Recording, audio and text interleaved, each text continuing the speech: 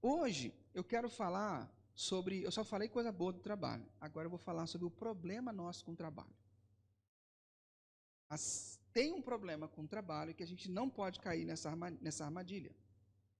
E a fé concede para nós, oferece uma bússola moral sem a qual o trabalho pode lhe corromper. Se eu não adaptar, se eu não avaliar o meu trabalho a partir dos conceitos, dos conselhos bíblicos, que é o que esse conceito fé se chama. Então, a fé, ou seja, o ensinamento de Jesus, ele te dá uma bússola moral, que sem essa bússola, você corre um grande risco de se corromper. Pensa comigo, vamos tentar criar esse raciocínio. Na nossa cultura, as empresas sempre tentam fazer mais com menos. Já percebeu isso? Sempre. É o capitalismo. Bem-vindo. Sempre fazer mais com menos. Se ela pode fazer com 5 funcionários o que fazia com 7, vai fazer com 5. Por quê? Porque a ideia da empresa é maximizar o lucro e minimizar os gastos. Então, quanto mais eu consigo fazer empregando menos recurso, melhor. O fato é que surge uma enorme tentação nesse processo por atalhos. Então, eu estou num processo de otimizar a produção, de fazer mais com menos. Mas surge aí a tentação de você pegar atalhos. E esses atalhos fazem com que, por exemplo, se você quer fazer mais com menos, vamos dar um exemplo aqui próximo, aconteceu alguns anos atrás em Paulínia, por exemplo. A empresa foi fazer mais com menos, se não me engano, a Shell.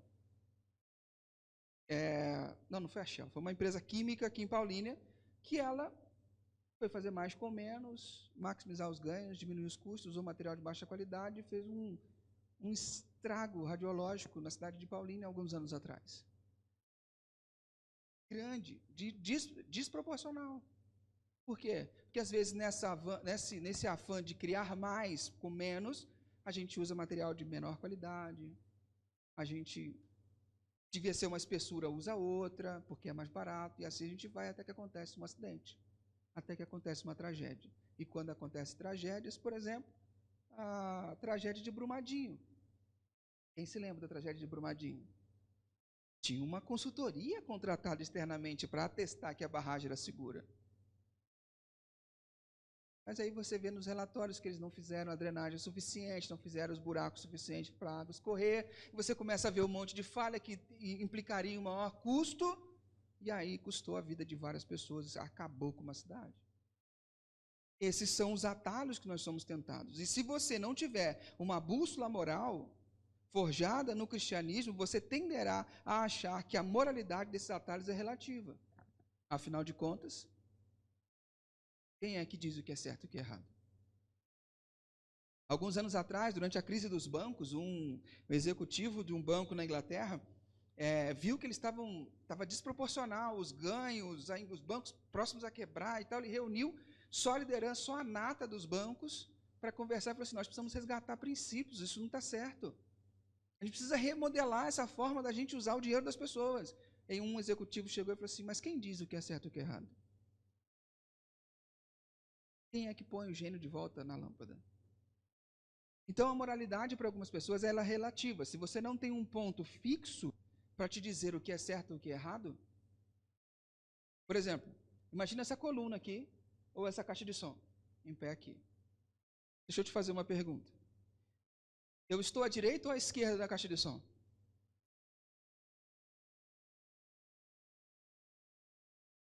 Depende. Depende por quê? Porque quem define o ponto de referência no momento agora é você.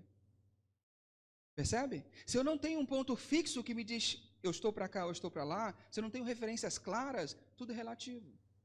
Então o que eu faço com a minha sexualidade, o que eu faço com o meu trabalho, o que eu faço com o meu dinheiro, o que eu faço com tudo se torna relativo. E ninguém vai conseguir colocar esse gênio de volta na lâmpada. E aí quando a gente olha em Gênesis, o primeiro livro da Bíblia, a gente percebe que o pecado entra na nossa vida. Quando os primeiros pais rompem, Adão e Eva comem do fruto, e que fique claro, eu sempre cito esse negócio do fruto. Gente, não tinha nenhum poder espiritual naquele fruto, tá bom? Não era mágico aquele fruto. Nem era uma maçã, era um fruto. Aquilo era um símbolo. Era só um símbolo de que enquanto eles não tocarem naquela árvore do conhecimento do bem e do mal, enquanto eles não tocarem, eles estariam vinculados a Deus, dizendo: Deus, eu acredito que você tem a diretriz para a minha vida. No momento em que eles rompem isso, eles batem no peito e dizem: não, agora sou eu que digo o que é certo e o que é errado. A moral é relativa, a moral sou eu. Antes a moral era Deus. Agora a moral passa a ser o ser humano. O ser humano diz o que é certo e o que é errado. Então, quando a gente percebe isso, quando esse pecado entra no mundo, o que significa isso? O que significa, se o pecado é azul, você e eu temos azul por todos os lados da nossa vida. Eu vou entender? Se o pecado é a cor azul, você tem azul por todos os lados da sua vida. E o azul pintou todas as áreas da sua vida, inclusive o seu trabalho. Inclusive a forma com que a gente lida com o trabalho. Então, o pecado influenciou todas as áreas da nossa vida. Porque no jardim, o trabalho simboliza todo o trabalho humano. O que Deus falou assim? Cuida do jardim, frutifica, faz esse negócio bombar. Essa era a ideia. Quando eles rompem com Deus, eles percebem que o trabalho deles passa a ser infrutífero. Não tem saída, não tem solução. Então, o trabalho lá no jardim, aquele trabalho simboliza todo o trabalho humano e esforço humano, porque fica marcado por insucesso e frustração. Todo o trabalho humano passou a ser marcado por insucesso e frustração. O que eu quero dizer com isso? Que todo o seu trabalho, tudo que você for fazer, vai ser marcado também por sofrimento, conflito, inveja, fadiga, e você nem vai ter todos os seus objetivos alcançados. Tem gente aqui na igreja, que eu não vou citar o nome, que é executivo de grande empresa, que às vezes vai conversar comigo quando a empresa estabelece meta, e fala assim: não, ele estabelece a meta, mas é irreal, é impossível. É impossível chegar. Porque a empresa sempre quer mais. Sempre vai querer mais. E você sempre vai ser dotado de frustração. Você não vai alcançar, você não vai conseguir. O nosso trabalho vai ter sempre esse tipo de coisa. Sempre vai ter sofrimento, sempre você vai ter conflito, sempre você vai bater com alguém que teve uma promoção, que ganhou mais do que você, sem merecer. Que é amigo do fulano, do ciclano, que foi indicado e que... desgraçado. Né? Sempre vai ter alguém assim. Então o trabalho ele vai gerar isso em torno de nós mesmos. Porque, na verdade, todos os seus resultados e suas conquistas que você tiver ao longo da sua carreira, eles não são eternos, são temporais. Tudo que você fizer, como Salomão diz, é tudo poeira debaixo do sol. Tudo que você fizer na sua vida, você faz uma grande conquista, daqui a pouco vem alguém, te substitui e joga por terra tudo que você fez, tudo que você conquistou, todo o desenvolvimento que você teve. Então, realmente é frustrante.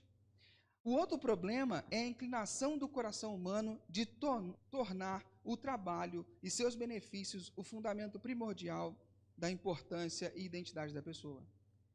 Quando o trabalho, assim como outras coisas, perderam o sentido lá na desconexão, nós vamos para o trabalho com uma expectativa de que ele vai suprir algumas carências do nosso interior. E que ele vai realizar algumas coisas em nós. Só que o trabalho falha muito em fazer isso.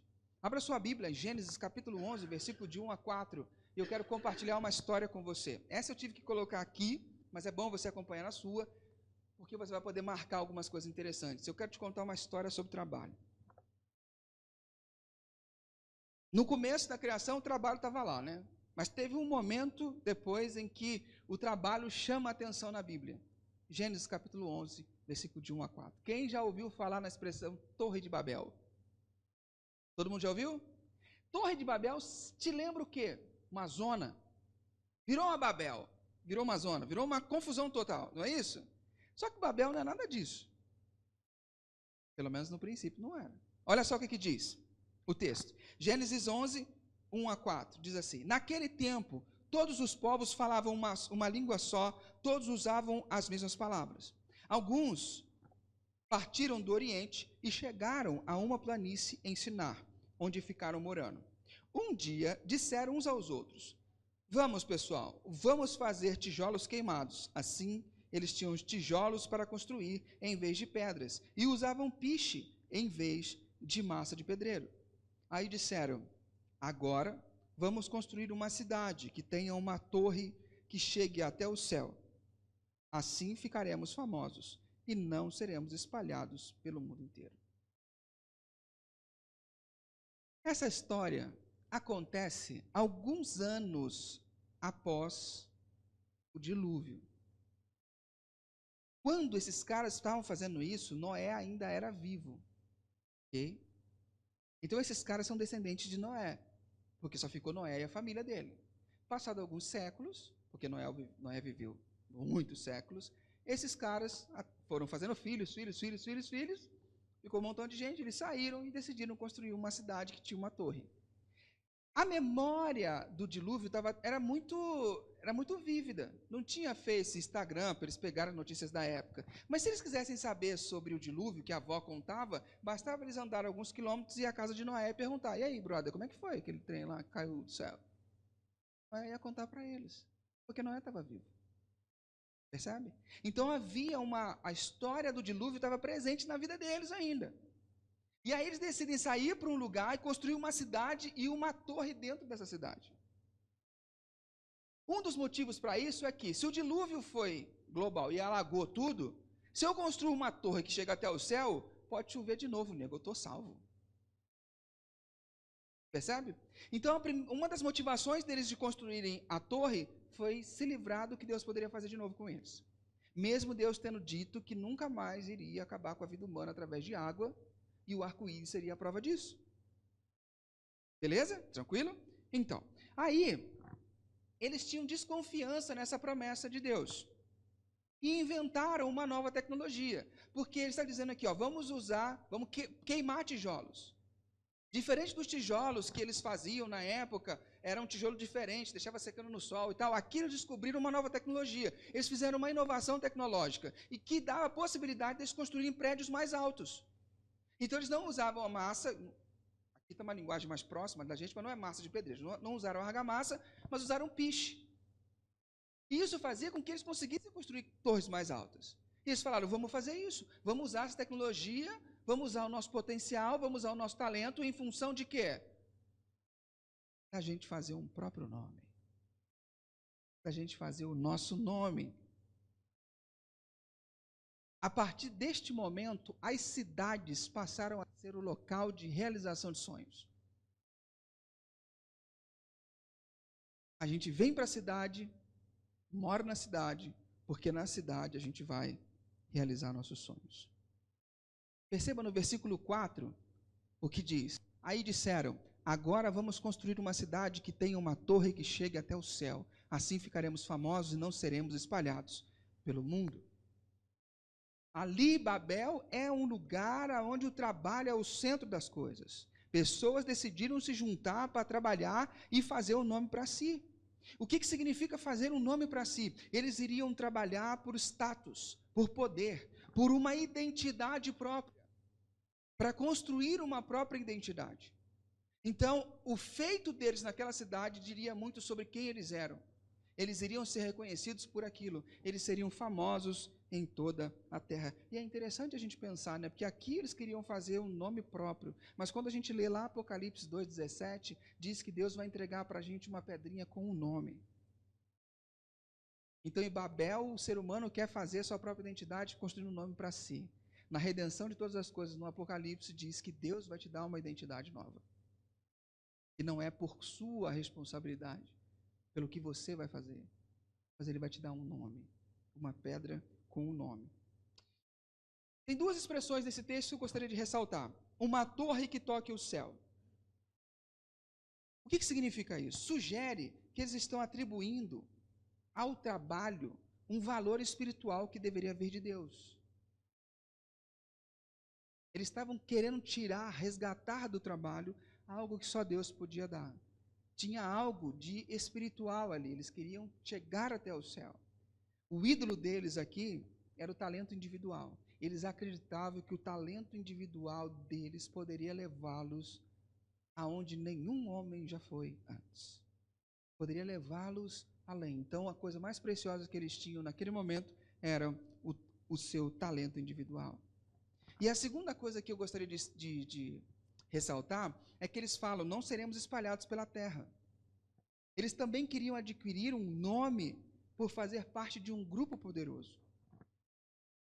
O grupo deles fazia diferença. É esse pensamento que gera misoginia, racismo, porque o meu grupo é melhor, porque o meu grupo é mais importante. O ídolo deles era o grupo a quem eles pertenciam.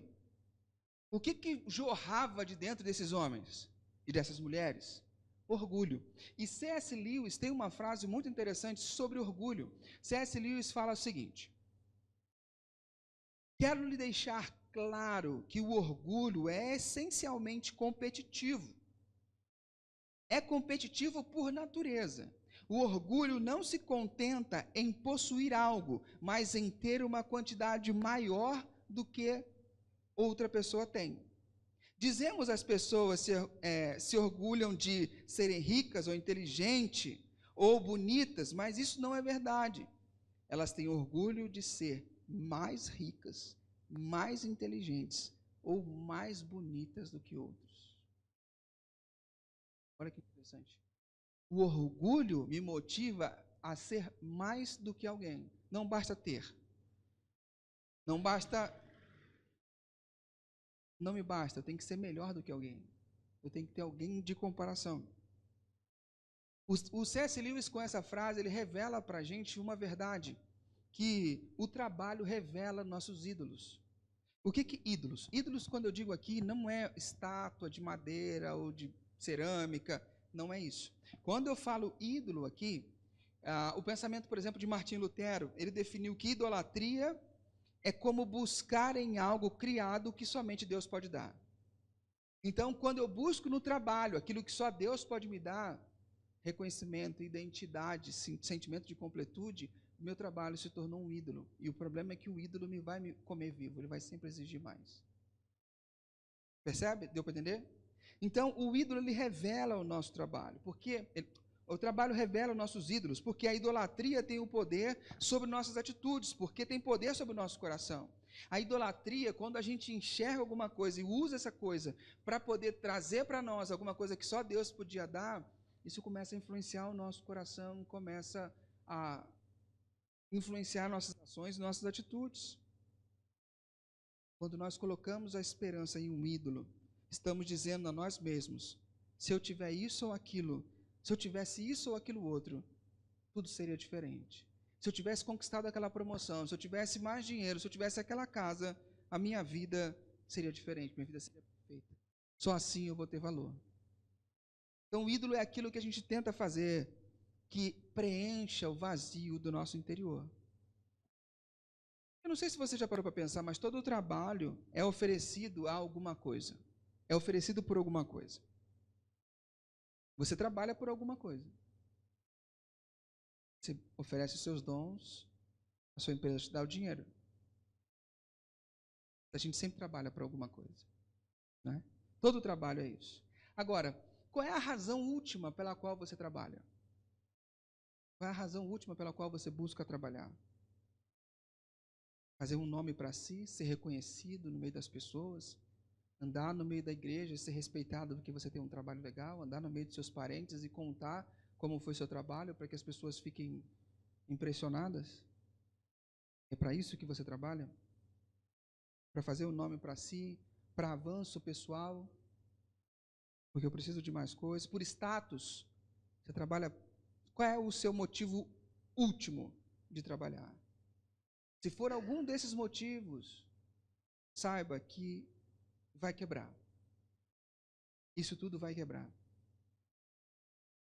Porque você desvirtua a função do seu trabalho. Isso vai te dar desgaste, você vai ficar infeliz, você vai estar numa carreira que não te dá realização, você vai estar num trabalho sem prazer, uma motivação diferente. E isso não é bom. Agora, o Evangelho nos fornece recursos para realizar hoje um trabalho mais inspirado, realista, gratificante e fiel. Ou seja, os princípios de Jesus, a forma com que Jesus vive a vida, o jeito de Jesus me ensinar a viver, o fato dele ter pago o preço da nossa desconexão com Deus e nos ensinar uma nova forma de viver, esse conjunto todo faz com que eu tenha uma nova forma inspirada, realista, gratificante e fiel de trabalhar. Porque o que o Evangelho nos oferece? Ele nos fornece um enredo alternativo para o nosso trabalho. Lembra na primeira mensagem que eu falei que não adianta, você tem que colocar seu trabalho dentro de uma narrativa, dentro de uma história? Até usei o exemplo, se alguém chegasse para você na fila de entrada de um restaurante e chegasse para você e falasse o nome científico da capivara é tal. Do nada, sem te conhecer. Aí a sua cabeça vai começar a trabalhar para você colocar isso dentro de uma história. Será que eu já conheço essa pessoa? Será que ela está me confundindo com alguém? Será que é um doente mental? Será que ela é um agente especial, que aqui isso é uma senha? Qual que é o problema? Então você coloca isso dentro de uma história para fazer sentido. Se o seu trabalho não for inserido dentro de uma história, ele não vai fazer sentido. Ele vai simplesmente ser, talvez, o seu ganha-pão, mas para ele ser somente o seu ganha-pão, ele vai drenar muito da sua energia, da sua sabedoria, da sua qualidade de vida. E você vai chegar ao final da vida sem ter prazer no seu trabalho. Então, o Evangelho fornece um enredo alternativo para o nosso trabalho. Qual que é esse enredo? O meu trabalho é um trabalho de Deus, e através de mim, Deus expressa o cuidado dele para o mundo inteiro. E o trabalho como criado por Deus me traz realização, porque eu faço isso porque Deus trabalhou. Eu trabalho porque Deus trabalhou. E Deus me ensinou que isso é bom. Por isso eu faço. Segunda coisa, o Evangelho nos oferece um conceito de trabalho como parceria com Deus em seu cuidado para com o mundo. Eu não trabalho simplesmente para ganhar o dinheiro. O meu trabalho é também a forma com que Deus estende os seus braços e cuida das pessoas, através daquilo que eu faço. Se eu cozinho, se eu manejo a internet, se eu lido com números, se eu lido com pacientes, isso é uma forma de Deus manifestar o cuidado dele com as pessoas. Eu sou parceiro de Deus naquilo que Deus está fazendo no mundo. Percebe como muda de patamar? Não sei se faz sentido para você, mas muda de patamar. Entre eu trabalhar por status, eu trabalhar para fazer meu próprio nome, ou trabalhar para ter meu ganha-pão.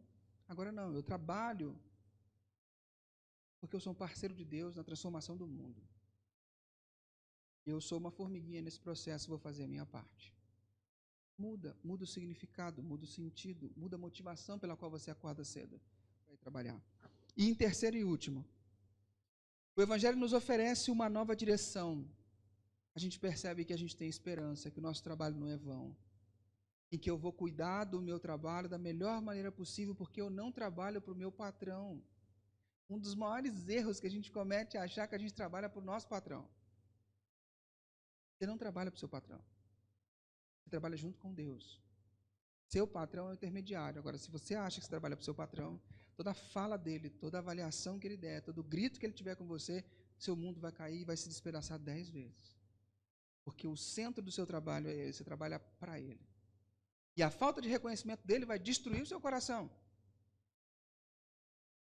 Porque você vai estar percebendo que o seu trabalho é vão.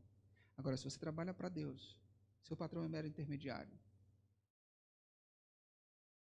Você trabalha de modo transcendente para outro lugar. Eu quero te oferecer um exemplo disso para ficar mais claro para você. E a gente vai encerrar. Não sei quantos de vocês já ouviram falar em Joe Coltrane. Joe Coltrane é um saxofonista de jazz negro. Eu não sei como foi a vida dele depois disso, mas ele escreveu algo no seu álbum em 1957 muito impactante. Ele disse o seguinte: durante o ano de 1957, eu experimentei a graça de Deus, um despertar espiritual. Naquela época, em gratidão, eu humildemente pedi para receber os meios e o privilégio para fazer os outros felizes através da música, para inspirá-los a viver vidas significativas, porque certamente há sentido para a vida todo louvor a Deus. Há sentido para a vida. Todo louvor a Deus. Isso é um texto que está no álbum dele de 62, se não me engano. O que aconteceu com Joe Coltrane? Ele, como todo ser humano, como todos nós, estava debaixo da maldição de Babel. Trabalhar para fazer um nome para si. Usar o trabalho para fazer um nome para si. A música era o caminho pelo qual ele fazia isso. Fazia o nome para si e tinha um reconhecimento. Mas ele teve uma experiência com o amor de Deus, e isso mudou a razão pela qual ele fazia música. Daquele momento, de 1957 em diante, ele passa a oferecer a música para fazer os outros felizes e como uma oferta a Deus. Percebe a mudança de significado? Enquanto o instrumento, o talento, tudo servia para ele fazer o nome para si. Quando ele se encontra com Deus, ele ganha um novo significado. Agora o meu talento é para fazer as pessoas terem vidas felizes e significativas. E que meu talento louve a Deus, que meu talento honre a Deus e o que Ele fez. Esse é o exemplo do que tem que acontecer com a gente, com o nosso trabalho. Deus te deu dons maravilhosos, talentos maravilhosos que muitas vezes não são reconhecidos pelas pessoas ao seu redor. Mas Deus quer usar isso para abençoar a vida das pessoas, para fazer a vida das pessoas significativas e para honrar o nome dEle. Você faz parte desse processo. Quando a música era o significado da vida dele, a música era sobre Joe Coltrane. Quando Deus vira o sentido da vida dele, a música, seu trabalho se tornou pelos ouvintes e para Deus. Mudou o foco. E o que faz isso mudar na nossa vida é um momento na história aonde um homem decide mudar a sua trajetória. Ele vinha numa vida sem pecado, sem erro algum. E então, ele poderia desfrutar de tudo que ele podia ganhar de bom. Mas ele disse o quê? Eu vou dar a minha vida sem pecado em favor, em substituição a todos aqueles que pecaram. Então, Jesus morre em nosso lugar. Porque a vida de Jesus não era sobre ele. Era sobre Deus. Não era você o centro da vida de Jesus. Deus era o centro da vida de Jesus. E para quitar a dívida que o ser humano tinha com Deus, ele entrega a sua vida em louvor a Deus. Todo o seu talento, tudo que ele tinha foi pelo quê? Para fazer as vidas das pessoas significativas e para honrar a Deus. E ele entrega a sua vida em nosso favor. E todos aqueles que reconhecem que a morte de Jesus veio para substituir a morte que deveria ser de si próprio, Deus deu-lhes o poder de se tornarem filhos de Deus. O destino eterno dessa pessoa muda. Agora ela tem uma vida após a morte, porque a morte não mais reina, a morte não mais é o fim. O trabalho mas é o fim.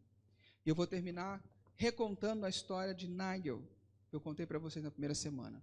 J.R.R. Tolkien tem um conto que diz que é A Folha de Nigel. Nigel era um pintor atrapalhado, que tinha o desejo máximo de pintar uma árvore linda, que ele tinha na cabeça dele essa árvore, mas ele não conseguia pôr essa árvore no papel. E ele começa a desenhar essa árvore, só que Nigel era muito bom de desenhar detalhes, folhas, mas era muito ruim de desenhar árvore. Então ele ficava muito tempo, gastando muito tempo desenhando a tonalidade, a forma, o brilho da folha, e ele gastava muito tempo naquilo. E o trabalho dele era interrompido várias vezes, porque um vizinho precisava de alguma coisa, porque ele tinha que socorrer alguém, porque ele tinha que fazer alguma coisa. E Nigel sabia que ele estava morrendo. E ele dedicava seu tempo o máximo possível tentando desenhar e tirar aquela árvore da cabeça dele e pôr numa tela. Até que um dia Nigel morre. E quem compra a casa dele acha um quadro. E naquele quadro tinha apenas uma folha. Apenas uma folha. Foi a obra da vida dele. Nigel morre. E quando ele chega na eternidade, ele percebe uma árvore gigante. E ele olha, é a árvore que ele sempre tinha imaginado. E que ele não conseguiu concluir em vida. Mas a árvore estava pronta. Do jeito que ele imaginou, estava lá, viva. Moral da história. O seu trabalho nessa vida, você pode conseguir no máximo algumas folhas. Mas na eternidade, o seu trabalho não tem preço, estará pronto e todos vão ver o seu trabalho completo. Todos irão ver o seu trabalho. Porque na eternidade é a realidade que realmente faz a diferença. Tudo que você se esforça aqui, que você não tem reconhecimento, que você não vê pronto, que você não é valorizado, saiba que existe uma realidade aonde você vai ser valorizado, aonde o seu trabalho faz a diferença e todos vão passar para admirar. Basta que você traga o seu trabalho para segundo o propósito do Criador. Amém? Não perca a esperança. Vamos orar por isso? Feche seus olhinhos, fique a sós com Jesus. Vamos falar com Deus. Pai querido, muito obrigado, porque nessa manhã nós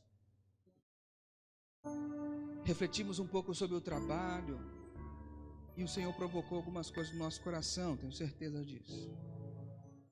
Então eu peço que essas verdades sejam apaziguadas, acalentadas e ganhem espaço no nosso coração para que a gente possa refletir e mudar a nossa história.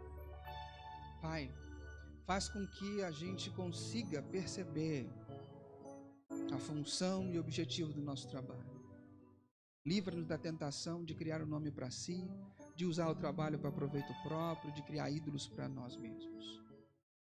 Livra-nos disso, cura-nos dessa doença, cura-nos da maldição de Babel.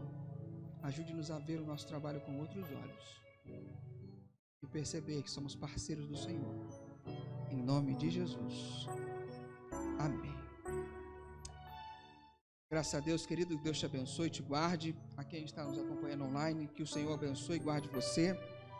E até no próximo, sem ser o domingo próximo, no outro. Deus abençoe você. Tchau, tchau.